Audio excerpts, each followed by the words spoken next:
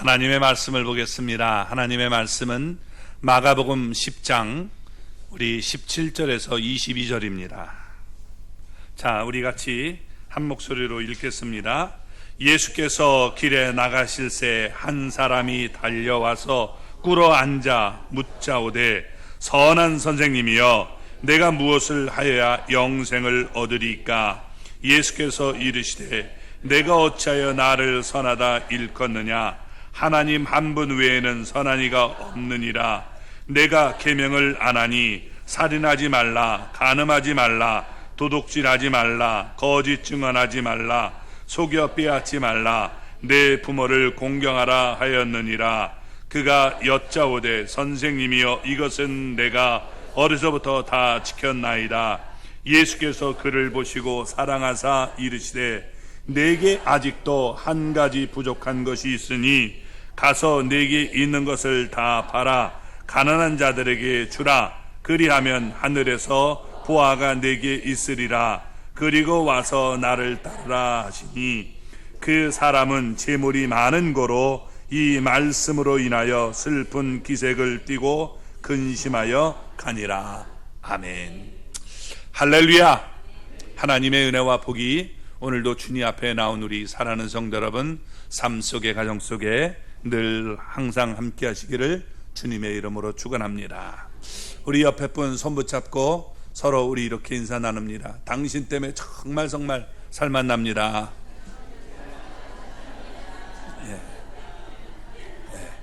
꼭 그런 분들이 되시기를 주님의 이름으로 축원합니다. 오늘 본문을 보면 재물이 많은 사람이 나옵니다. 부자라는 거죠. 인간적으로 그를 보면 대단히 훌륭한 사람이었습니다. 하나님을 알았고 성경이 하나님의 말씀을 알고 성경에 기록된 모든 계명들을 지켰다라고 자부심을 가질 사람이었습니다. 영생을 사모했습니다. 그러니까 구원받는 일에 아무 문제가 없을 것 같았습니다. 영생을 얻는 일에 영순위의 사람이라고 생각할 수 있습니다. 그런데 영생을 얻으려고 예수님 앞에 나왔다가 영생을 얻지 못한 채 되돌아가는 모습을 보여줍니다. 그 이유가 무엇일까요? 우리가 성경을 읽어보면 구원은 우리의 의나 공로에 기인하지 않습니다. 구원은 하나님의 은혜로 받고 하나님의 선물임을 에베소 2장 5절과 8절에 말씀합니다. 이 사실을 누가복음 18장에 성전에서 기도하던 바리새인과 세리를 비교해보면 잘 알 수 있습니다. 바리새인은 교만해서 자기 의와 공로를 내세우고 자랑하다가 하나님이 주시는 귀한 선물 구원을 받지 못했습니다. 그러나 세리는 하나님께 의와 공로를 내세울 수 없어서 자신은 죄인이라고 고백했습니다. 하나님에게 자신을 불쌍히 여겨달라라고 말했습니다. 그 결과 하나님의 은혜로 하나님이 주시는 귀한 선물을 구원을 받을 수 있었던 것입니다. 구원은 하나님의 은혜임을 잊지 마시기 바랍니다. 우리 옆에 분 손 붙잡고 우리 서로 이렇게 인사 나눕니다. 구원은 하나님의 선물입니다. 하나님이 주시는 선물을 우리는 믿음으로 받아들여야 구원받는 겁니다. 예수님은 재물이 많은 사람을 들어서 이 사실을 더욱 밝히 말씀해주고 있는 겁니다. 왜 재물 많은 사람이 구원받지 못했습니까? 왜 영생을 얻지 못했습니까? 그는 자신이 쌓아가는 의와 공로로 구원받는다라고 생각했기 때문입니다. 자, 오늘 이 질문이 이렇게 여러분 나타납니다. 17절 말씀을 우리 보겠습니다. 예수께서 길에 나가실새 한 사람이 달려와서 꿇어 앉아 묻자오되 선한 선생님이여 내가 무엇을 하여야 영생을 얻으리까? 아멘. 예수님이 예루살렘을 향해 이렇게 이제 걸어가실 때 한 사람이 예수님께 달려 나왔습니다. 그는 어떤 사람이냐? 우리가 성경을 보면 22절에 그는 재물이 많았다라고 말합니다. 그리고 누가복음 18장 23절을 보면 큰 부자다라고 말합니다. 재물이 많은 것뿐만 아니라 큰 부자예요. 그리고 청년이었습니다. 관리였다라고 말합니다. 이 관리를 마태복음 9장 18절을 보면 회당장 야이로를 관리라고 불렀습니다. 그러니까 그 청년은 아마 회당장일 수도 있습니다. 젊은이가 회당장이라면 그만큼 영향력이 있고 사람들로부터 존경을 받았을 것입니다. 자, 부자, 청년, 관리, 여러분 이렇게 좋은 점이 많이 있었던 청년입니다. 그리고 여러분 인간적으로도 봐도 이 사람은 참으로 훌륭한 점이 많았습니다. 오늘 본문을 보면 그는 예수님께 달려왔습니다. 본래 유대인들은 뛰는 법이 없습니다. 뛰다가 이 하체가 드러나면 수치스러운 일로 여겼기 때문입니다. 그런데 많은 사람들이 지켜보는 가운데 예수님에게 달려왔습니다. 그에게는 열정과 간절함, 뜨거움과 절실함이 있었습니다. 그런데 여러분, 우리가 기억할 것은 구원에 대한 열정과 간절함, 뜨거움이 있다고 구원받는 건 결코 아니라는 겁니다. 또 예수님 앞에 지금 꿇어앉았습니다. 자신이 부자고 관리이기 때문에 얼마든지 거드름을 필 수 있습니다. 사람들은 자신의 사회적 신분을 생각해서 처신하는 경우가 얼마나 많이 있습니까? 내가 이런 사람인데. 그러나 그는 예수님 앞에 겸손하게 무릎을 꿇었습니다. 겸손한 자세로 예수님 앞에 나왔습니다. 자, 우리가 또 여기서 알 수 있는 것은 하나님 앞에 아무리 내가 꿇어 앉아도 겸손해도 구원받지 못할 수 있다는 겁니다. 그리고 예수님을 선한 선생님이라고 불렀습니다. 당시의 지도자들은 예수님을 세리와 죄인의 친구라고 멸시했습니다. 심지어 어떤 사람들은 예수님에게 귀신의 왕 바알세불이 짚혔다, 더러운 귀신이 들렸다라고 모독했지만 그는 예수님을 존경했습니다. 그러나 예수님에 대한 존경심만으로는 영생을 얻을 수 없는 것입니다. 또 그는 예수님께 내가 무엇을 하여야 영생을 얻으리까라고 여러분 말했습니다. 관리, 회당장일 수도 있는데 아직도 자신은 영생을 얻지 못했다라고 여러분 숨기지 않고 솔직하게 말했다는 겁니다. 예수님을 어려움에 빠뜨리려는 그런 이 간악한 마음이 없었던 겁니다. 자, 이렇게 여러분 솔직해도 그는 구원받지 못했음을 우리에게 보여주고 있는 겁니다. 여기에 등장하는 부자 청년 관리는 여러 면에서 훌륭한 점이 참 많이 있었던 것입니다. 부자지요, 그리고 관리입니다, 또 아주 이 청년입니다. 얼마나 힘이 있고 좋습니까? 젊은 나이에 많은 것을 누렸지만 그의 마음속엔 여전히 허전함이 있었습니다. 그 이유는 아직 영생을 얻지 못했기 때문입니다. 하나님만이 채울 수 있는 공간이 있어요. 그 공간을 채우지 못했기 때문에 허전했던 것입니다. 영생이 뭡니까? 영생이 뭐예요? 예? 크게 영원히 사는 것. 예, 그렇죠. 영원히 사는 것.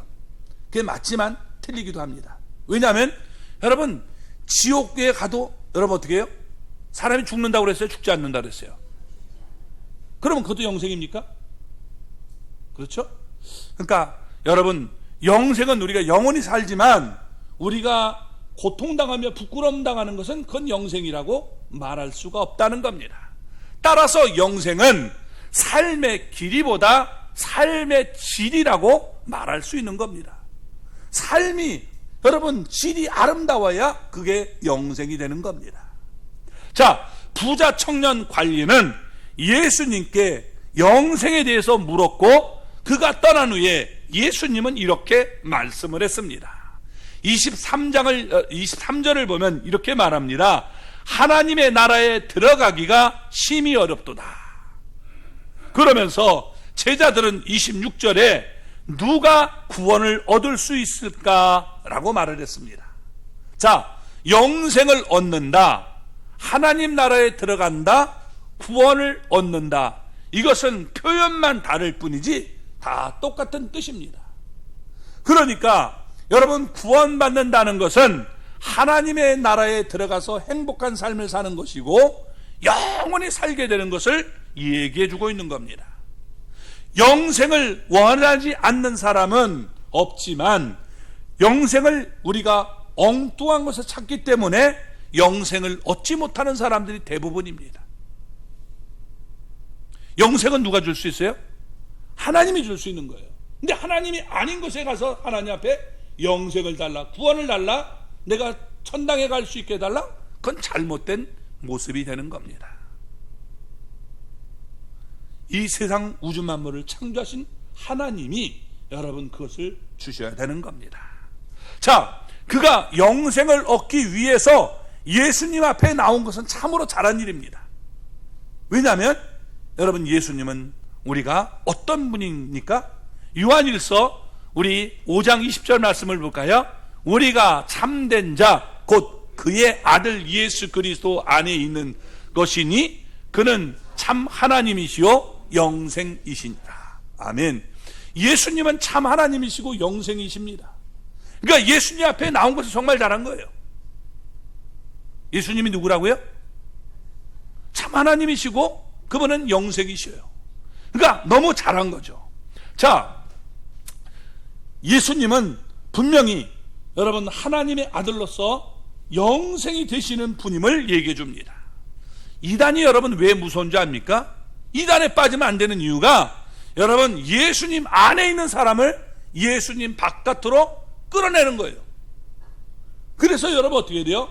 이단들은 예수님을 믿는 것 같이 얘기하지만 절대로 예수님을 여러분 믿고 따르는 게 아니에요. 신천지가 예수님을 믿습니까? 아니에요. 예수님 얘기는 하지만 딱 그 안에 들어가면 여러분 어떻게 해요? 이제는 모든 걸 여러분 예수님 얘기 다 버리는 거예요.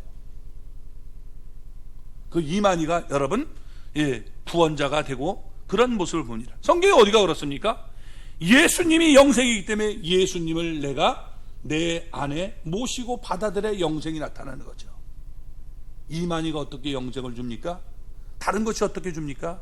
근데 거기에 우리가 속아 넘어가면 내가 여러분 영생을 정말 잃어버리는 그런 안타까운 일이 나타나게 되는 것입니다.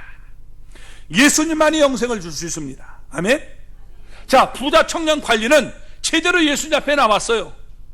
절박한 심령으로 예수님 앞에 나와서 겸손하게 예수님께 무릎 꿇었습니다. 예수님을 선한 선생님이라고 했습니다.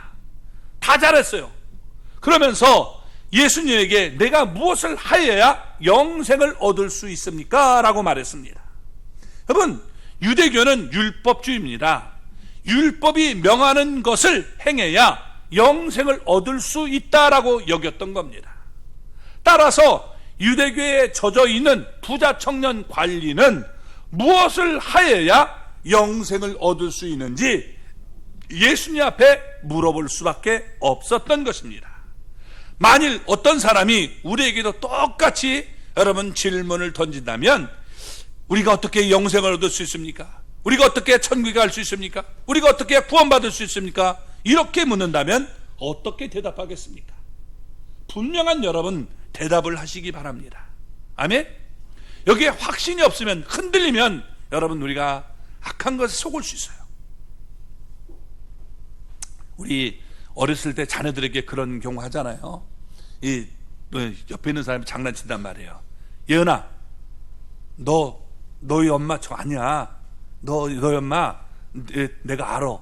너 저기 다리 밑에서 떡 장사하더라. 이러면서 여러분 애들 속이지 않습니까? 그러면 애들이 불안해한단 말이에요. 그죠? 우리 엄마가 아닌가? 옛날에 때린 거 보니까 우리 엄마 아닌 것 같아. 그런 느낌이 들고, 그리고 여러분 집 나가면 문제가 되는 거예요. 무슨 소리예요? 우리 엄마 맞아요. 예, 나는 분명히 내가 보질 않았지만 분명히 나는 믿어요. 그러면 흔들리지 않는데 이게 자꾸 불안하면 여러분 우리가 꿰매 넘어가는 거예요. 그렇죠? 이래서 이단에 빠지는 사람이 참으로 많이 있다는 겁니다. 그래서 내가 구원에 대한 분명한 확신을 가지고 있어야 되는 거예요. 사도행전 16장 여러분 30절을 보면 이 우리 빌립보의 간수도 감옥에 갇힌 바울과 실라에게 똑같이 질문했습니다. 어떻게 질문합니까? 선생들이요, 내가 어떻게 해야 구원을 받으리까? 이렇게 얘기했습니다. 자, 그때 바울과 실라가 뭐라고 대답했습니까? 우리 16장 31절을 보면 뭐라고 말합니까? 주 예수를 믿으라. 그리하면 너와 내 집이 구원을 받으리라. 아멘. 여러분, 우리도 이렇게 대답하시기 바랍니다. 어떻게 구원받습니까? 예, 주 예수를 믿어라. 우리 옆에 분에게 한번 해보세요. 어떻게 구원받습니까? 하면 서로 대답하는 겁니다. 시작.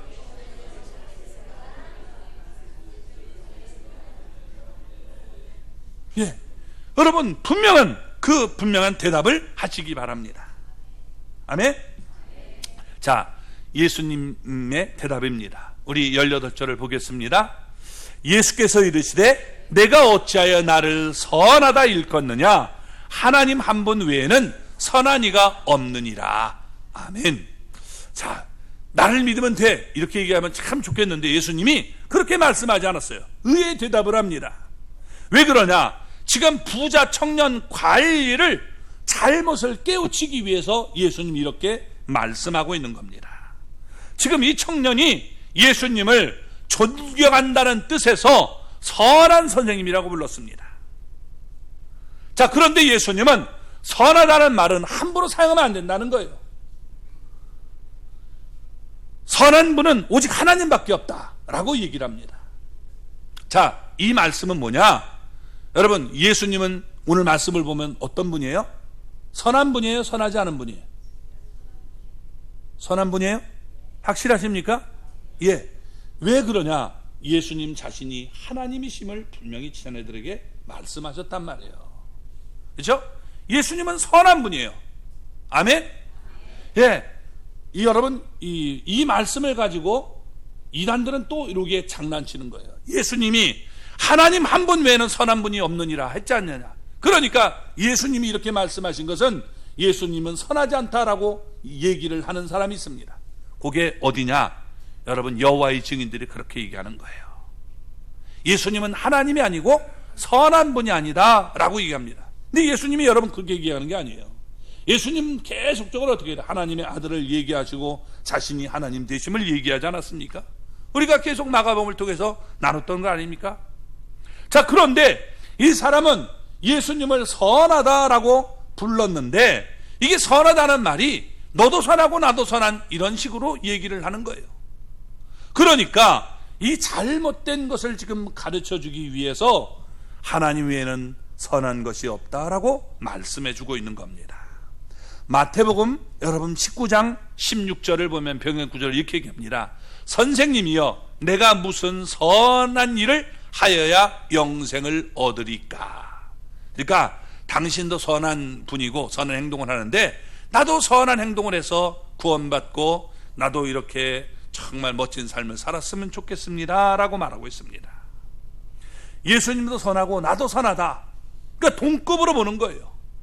자, 그러니까 선하다는 말을 너무 함부로 사용하고 있기 때문에 예수님은 그의 잘못을 깨우쳐주기 위해서 이렇게 말씀하고 있는 겁니다. 구원의 첫 걸음은 자기가 악한 존재임을 깨닫는 데서부터 출발하는 것입니다. 내가 죄인임을 깨달아야 죄를 회개할 수 있는 거예요.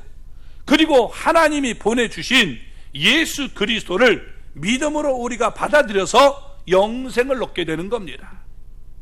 그게 우리에게 여러분 구원을 받게 만드는 거예요.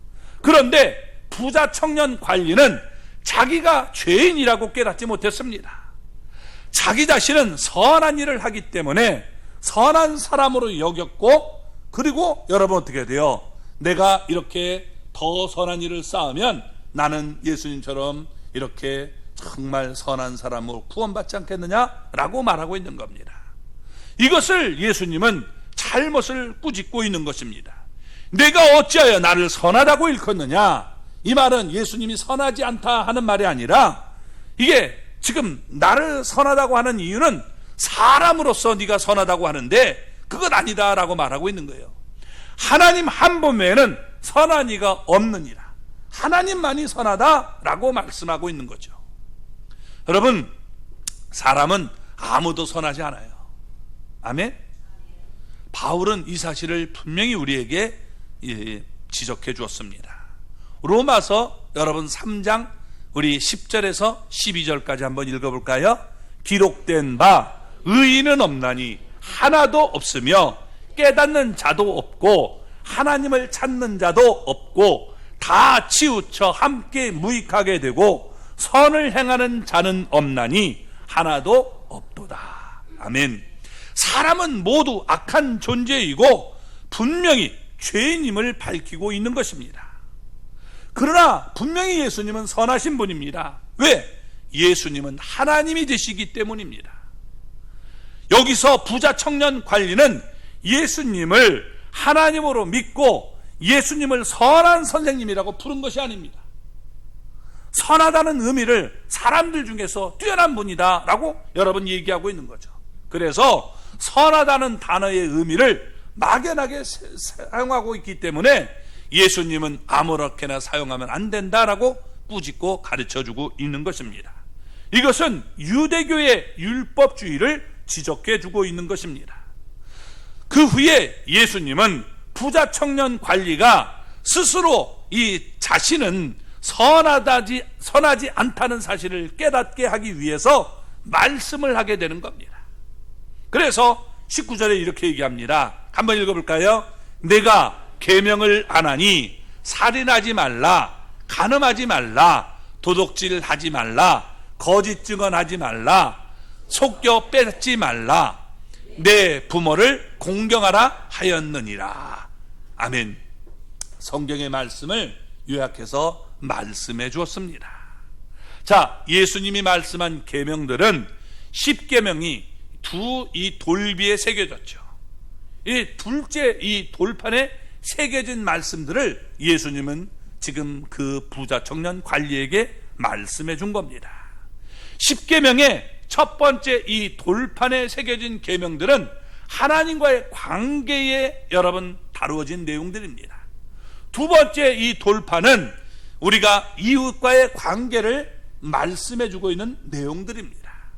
자, 모든 계명은 하나님은 선하지만 사람은 아무도 선하지 않다는 사실을 보여주고 있는 것입니다. 율법이 명하는 모든 계명들을 온전히 지킬 수 있는 사람은 아무도 없다는 것입니다. 갈라디아서 3장 24절 말씀 같이 읽어볼까요? 이같이 율법이 우리를 그리스도께로 인도하는 초등교사가 되어 우리로 하여금 믿음으로 말미암아 의롭다함을 얻게 하려 함이라. 아멘. 계명을 주신 이유가 뭐냐? 계명에 딱 비춰보니까 내가 부족한 거예요. 그래서 오늘 여기 말씀과 같이 내가 부족합니다. 그러니까 나를 그리스도에게로, 나를 온전케 만들어주는, 죄를 용서해 주시는 예수 그리스도에게 인도하는 그런 모습이 돼서 그걸 믿음으로 말미암아 우리를 여러분 의롭다함을 구원받게 하기 위해서 율법을 주셨다는 거예요. 그러니까 율법을 통해서 나는 부족한 자구나, 여러분 이것을 우리가 깨닫게 되는 거예요. 사람들에게 양심이 있죠. 양심이 있으면 어떻게 돼요? 내가 죄를 지면 양심이 살아있는 사람은 내가 잘못했구나 이걸 깨달아요. 양심이 여러분 죽어있는 사람은 어떻게 돼요? 이게 무슨 죄야? 왜 그래? 이렇게 되는 거예요. 율법도 마찬가지란 말이에요. 율법이 살아있으면 내가 죄인이구나, 내가 형편없는 존재구나 깨닫고 주님 앞에 엎드리도록 만들어요. 그래서 예수님을 내가 붙들 수 있도록 만들어주는 겁니다. 그게 바로 하나님의 여러분 율법을 주신 목적이라는 거예요. 그런데 그걸 깨닫지 못하고 나는 율법 다 지켰어요 이러면서 여러분 나는 선한 사람입니다 라고 나오고 있는 겁니다. 자, 그것을 잘못을 지금 깨닫게 하기 위해서 예수님은 예를 들어서 지금 말씀해 주고 있는 겁니다. 예수님은 부자 청년 관리가 스스로 자기는 죄인이며 자기는 선하지 않고 악하다는 사실을 깨닫기를 바랬는데 안타깝게도 부자 청년 관리는 예수님의 의도를 전혀 파악하지 못하고 있었던 겁니다. 율법의 뜻을 전혀 이해하지 못했기 때문에 예수님은 그를 가르치려고 극단적인 조처를 취하게 되는 겁니다. 그래서 극약 처방을 하는 모습을 보여주는 거예요. 자, 우리 여기 20절 말씀을 보겠습니다. 그가 여짜오되 선생님이여 이것은 내가 어려서부터 다 지켰나이다. 이제 교만함이 나타나요. 예수님의 말씀을 듣고 부자 청년 관리는 이거요 내가 어렸을 때 다 지켰어요, 이렇게 지금 얘기를 합니다. 자기를 과시하려고 가식적으로 또 이 거짓되게 대답하지 않았는지 모를 수 있습니다. 자, 나름대로 솔직하게 말할 수도 있을 것입니다. 그러면 무엇이 문제입니까? 그는 율법의 참된 뜻을 깨닫지 못하고 피상적으로 율법을 대했다는 것입니다. 그는 율법이 명하는 계명들을 피상적으로 지켰기 때문에 자기는 선하다라고 착각을 했던 것입니다. 율법을 주신 목적은 내가 죄인임을 깨닫고 하나님 앞에 엎드리기 위함인데, 내가 이거 다 지켰어요, 나는 정말 좋은 사람입니다, 이렇게 얘기를 하고 있는 겁니다. 여러분, 그래서 예수님은 산상수훈에서 뭐라고 말씀하십니까? 율법의 참된 뜻을 우리에게 깨닫게 만들어주는데, 마태복음 여러분 5장 28절을 보면 이렇게 말하죠. 나는 너희에게 이르노니 음욕을 품고 여자를 보는 자마다 마음에 이미 간음하였느니라. 그러니까 행동하는 게 중요한 게 아니라 마음이 중요하다는 거예요. 마음. 이미 마음속에서 범죄한 건 다 범죄했다라고 보는 거예요. 예수님은 이렇게도 말씀하셨죠. 형제를 보고 라가라 하는 자마다, 미련한 자다 하는 자마다 어떻게 돼요? 다 지옥의 불에 던져진다라고 말하고 있는 거예요. 왜? 그는 형제를 살인한 자라고 말씀하고 있는 겁니다. 미워하면, 때려 죽이고 싶은 마음이 있으면 여러분 어떻게 돼요? 너는 살인자라는 거예요. 나는 살인 안 했어요? 사람 칼로 찔러 죽인 적 없단 말이에요. 근데 내 마음속에 저는 죽이고 싶도록 미웠어. 그러면 이미 어떻게 돼요? 나는 살인자라는 거예요. 살아오면서 그런 사람이 있었어요, 없었어요? 있었어요? 네. 솔직한 거예요. 그죠? 네. 솔직하단 말이에요. 있었죠? 그 옆에? 네. 어머니는. 네. 네. 다 있었단 말이에요. 말하기가 참 창피해서 그러지. 그죠? 없다 그러면 이게 또 문제인 거예요. 예수님 앞에 여러분 이런 마음 안 가진 사람이 누가 있냔 말이에요. 그러니까 우리가 성경은 여러분, 우리 예레미야 선지자는 이렇게 말합니다. 예레미야 17장 우리 9절을 보면 이렇게 말합니다. 만물보다 거짓되고 심히 부패한 것은 마음이라. 우리의 마음은 여러분 거짓되고 심히 부패되어 있어요. 제가 여러분 거룩하게 보여도 아니에요. 더러운 놈이에요. 그런 마음이란 말이에요. 또 우리 목사님 더러운 놈이에요, 이렇게 말하지 마세요. 네. 여러분 맞습니다. 그죠? 하나님 앞에서 누가 여러분 내세울 게 뭐가 있습니까? 다 그런 사람이에요. 따라서 부자 청년 관리가 율법의 참 뜻을 깨달았다면 나는 죄인입니다, 나는 계명을 다 어겼습니다 라고 고백할 수밖에 없다는 거예요. 정말 하나님의 법 앞에 내가 온전하게 된다냐? 내가 부족한데, 이런 마음을 가져야 되는 겁니다. 근데 율법을 피상적으로 생각하니까 나 그것도 지켰어? 나 지켰어? 그렇게 생각하는 겁니다. 이런 모습을 여러분 보여주고 있는 겁니다. 사도 바울이 그런 모습을 보였던 사람이에요. 그래서 여러분 빌립보서 3장 6절을 보면 이렇게 말합니다. 열심으로는 교회를 박해하고 율법의 의로는 흠이 없는 자라. 나는 율법을 지키는 일에 흠이 없었다. 그런데 삶의 태도는 교회를 박해했다는 거예요. 저놈들 저거 나쁜 놈이니까 저거 때려 죽여야 돼. 이런 마음을 갖고 살았던 사람이에요. 죄인임을 몰랐기 때문에 그렇게 행동한 겁니다. 지금 여러분 사도 바울과 똑같이 본문의 청년도 바로 그런 모습을 보였던 겁니다. 그러다가 바울은 율법의 참 뜻을 깨달았습니다. 그래서 로마서 여러분 7장 7절 말씀처럼 그는 율법으로 말미암아 자기 죄를 깨닫게 된 겁니다. 부자 청년도 이것을 깨달아야 했던 겁니다. 나는 죄인이구나. 그래서 나를 용서해 주시고 나를 구원해 줄 분은 예수님이다 하는 것을 우리가 알고 엎드려야 되는데 그런 태도를 보이지 못했던 겁니다. 그는 계명을 지키지 못했기 때문에 죽어야 할 사람입니다. 율법의 역할이 뭐냐? 범죄한 자를 여러분 죽이는 것이기 때문에 내가 죽을 죄인이구나 하는 것을 깨달아야 됐던 겁니다. 그런데 여전히 깨닫지 못하고 나는 의로운 사람입니다, 나는 선한 사람이다 라고 말하니까 예수님께서 그의 지금 잘못된 점을 깨닫게 하기 위해서 21절에 이렇게 말씀하십니다. 같이 읽어볼까요? 예수께서 그를 보시고 사랑하사 이르시되 내게 아직도 한 가지 부족한 것이 있으니 가서 내게 있는 것을 다 팔아 가난한 자들에게 주라. 그리하면 하늘에서 보화가 내게 있으리라. 그리고 와서 나를 따르라 하시니. 아멘. 자, 여러분, 이 부자 청년 관리는 율법의 참뜻을 깨닫지 못했습니다. 그래서 계명을 어겼으면서도 계명 나 다 지켰습니다 라고 말했습니다. 그는 죄인이면서 자신은 선한 사람이라고 여겼던 겁니다. 그런데 부자 청년 관리를 바라보면서 예수님은 그를 사랑한다라고 말씀하고 있는 겁니다. 그를 보시고 사랑하사 이르시되 내게 아직도 한 가지 부족한 것이 있다. 이 한 가지 부족한 것이 있는데 이걸 채워야 되겠다라고 말하고 있는 거예요. 그게 뭐냐? 가서 내게 있는 것을 다 팔아 가난한 자에게 주라.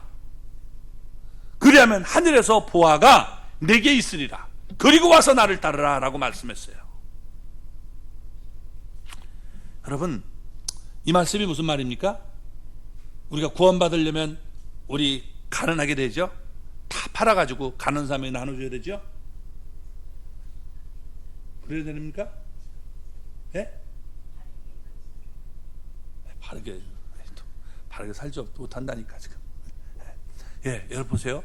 내가 가난한 사람에게 다 팔고 주면 그 사람 구원받습니까? 이렇게 여러분 얘기하는 사람들이 있어요. 굉장히 위험한 거예요.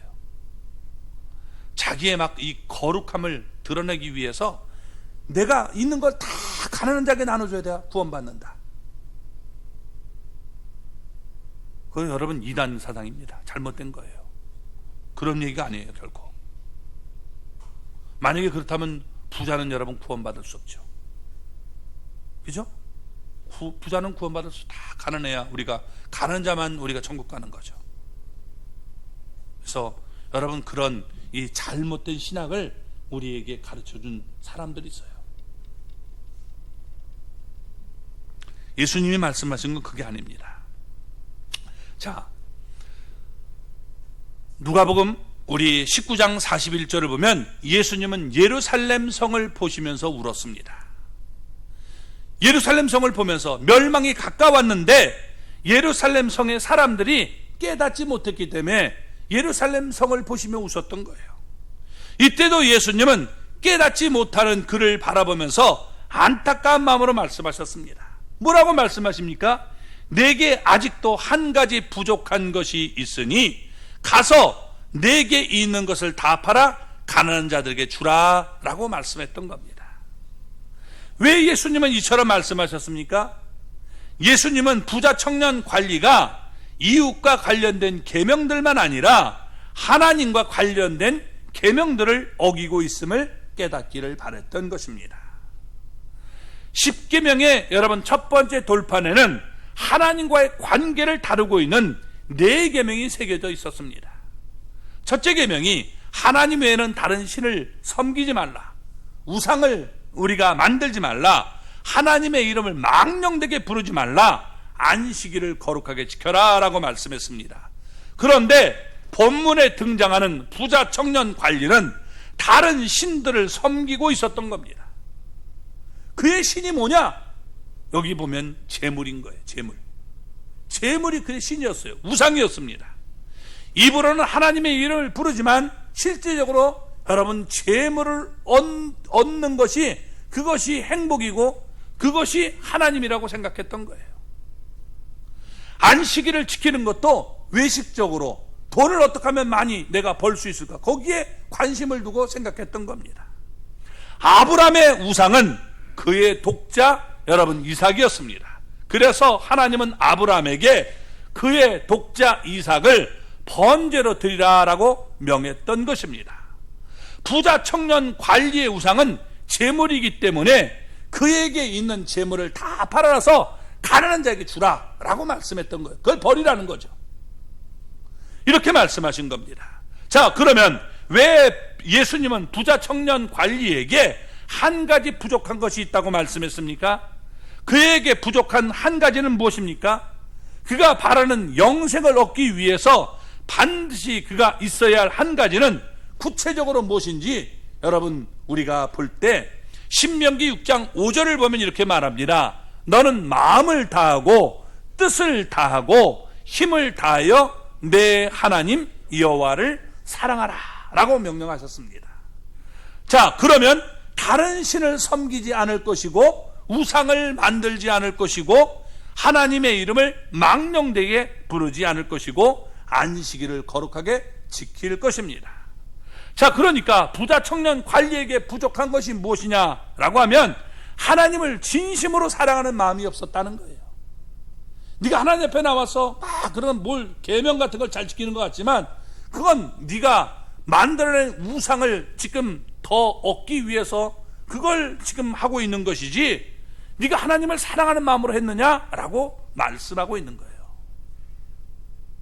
우리 여러분 이런 경우 있잖아요.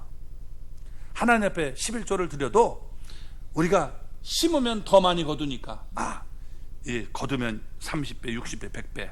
그러니까 내가 여러분 그런 마음 속에서 내가 10만 원 버치면 30배면 최소 30, 100배면 이렇게 가지고 여러분 돈 더 많이 부자 되기 위해서 여러분 심는 경우가 있단 말이에요.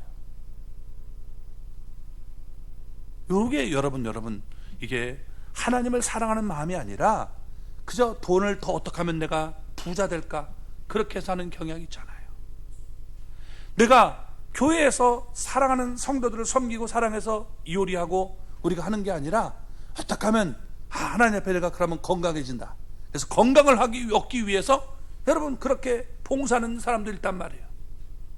우리는 그걸 볼 수가 없으니까 모르지만 하나님은 아시니까 어떻게 돼요? 야, 너 나를 사랑해서 내 사랑하는 자녀들을 사랑해서 그렇게 봉사하는 거니? 아니면 너 건강 얻기 위해서 하는 거니? 건강 얻기 위해서 그렇게 했단 말이에요. 모르니까 우리는 축복해 줄 수 있지만 하나님 알면 어떻게 돼요?